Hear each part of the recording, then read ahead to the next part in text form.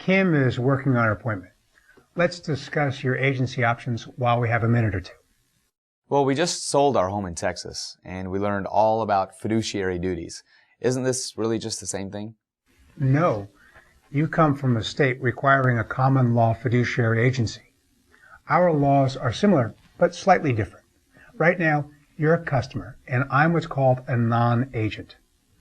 In Idaho, you are always a customer unless you sign a representation agreement for agency-level services. As my customer, I still owe you certain duties. I have to help you with your purchase. I have to act honestly, with good faith, and reasonable skill and care.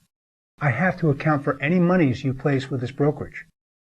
Regardless of agency status, I also have to tell you if I know something about the property that might influence your decision to buy or offer some lower amount. Idaho calls these adverse material facts. That sounds important.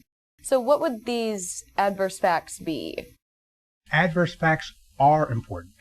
One example might be if the property sits in a 50-year floodplain.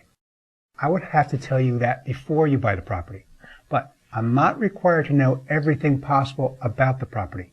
Let's face it, I don't live there. If I do know something or learn something, I have to pass it along.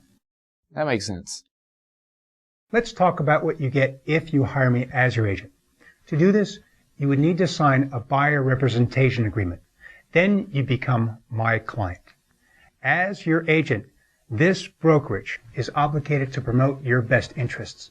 In addition to the duties we've already discussed, we also have to perform any obligations in our written agreement. I have to help you with the negotiations. You don't have to follow my recommendations, but I have to give you the best suggestions I have. Remember, I said this is all about choices. As a part of helping you, I have to recommend consulting with experts if you have questions outside my field. What kind of experts? All kinds of experts exist out there. I've recommended pest control people, surveyors, even mold inspectors. People might ask questions that require an attorney or an accountant. It's nice to know that someone's looking out for us. Only if you hire an agent. Remember, it's all up to you. As your agent, I also have to look for other properties that might work for you. An agent also has to maintain your confidences. What sort of confidences? The information the seller might like to know during negotiations. You don't have to share any of this with me. But if you do, an agent has to keep it secret. Let's say you find a house you really like, but you want to try buying it below the asking price. As your agent, I can't tell the seller you're willing to pay full price. I have to do my best to get it at your offer price. Wow. And you wouldn't owe these duties to a customer? No.